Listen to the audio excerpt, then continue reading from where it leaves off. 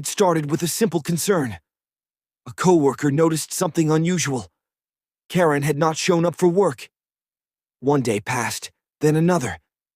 And that was not like her. Not at all. Worried, she decided to check on her. She stood outside Karen's house, dialing emergency services, her voice trembling. "I came to check on my coworker.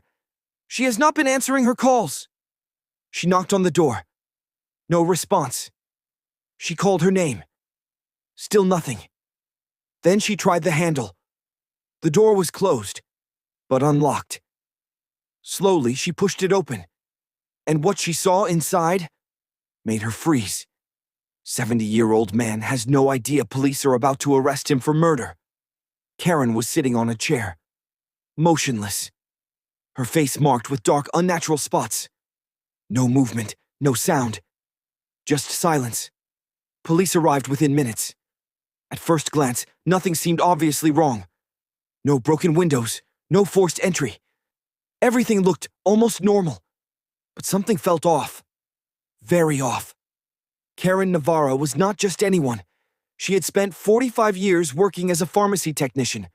She was known as reliable, quiet, someone who kept to herself. She lived alone, and she did not attract trouble. So why did this scene feel so wrong? As investigators looked closer, the truth began to reveal itself. Karen had multiple deep wounds on her head and face.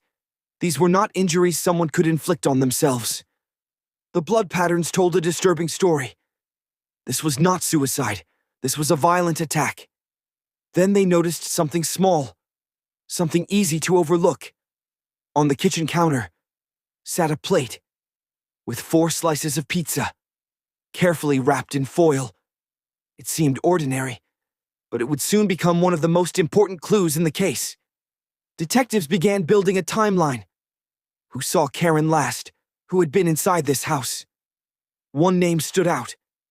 Anthony Au, her stepfather. When questioned, Anthony appeared calm. Too calm. He told investigators he had visited Karen a few days earlier. He brought her pizza. Stayed briefly, then left. Nothing unusual, but something about his story did not sit right. Then it changed. At first, he said he visited on Friday.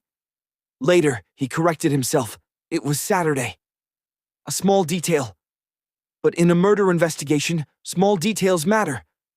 So detectives decided to dig deeper, and what they found changed everything. On Karen's wrist was a fitness tracker, a Fitbit Alta HR, a device designed to monitor movement and heart rate.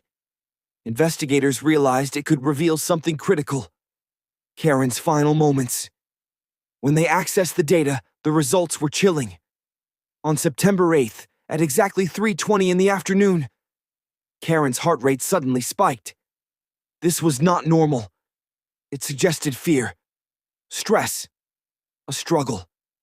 Then, just 8 minutes later, at 3:28, her heart rate dropped and stopped completely.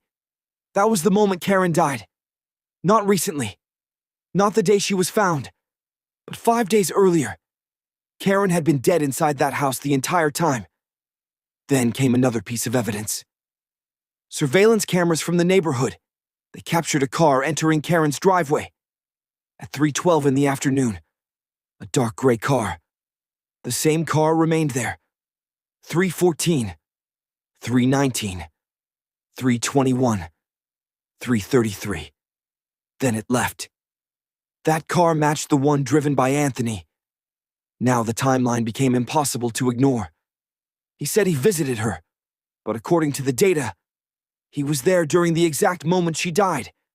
And when detectives checked his claim that Karen drove past his house later that day, it completely fell apart. Surveillance cameras near his home showed nothing. No car, no Karen, no movement at all. At that moment, everything pointed to one man: Anthony Au. On September 25th, 2018, police approached him. "Turn around.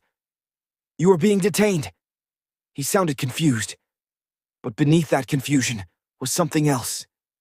Inside the interrogation room, Anthony tried to stay calm. even casual. But detectives had something stronger than words. They had the timeline. You arrived at 3:13. You left at 3:33. And her heart stopped at 3:28. Silence filled the room. Do you see the problem? For a brief moment, he had no answer. Chronologically, that makes me guilty. He tried to deny it, tried to distance himself, but the truth was already clear, because the data did not lie. The Fitbit had recorded everything, her final struggle, her last moments, her death, and it placed him there, at the exact time it happened. But one question still remains. What really happened inside that house, during those final 8 minutes?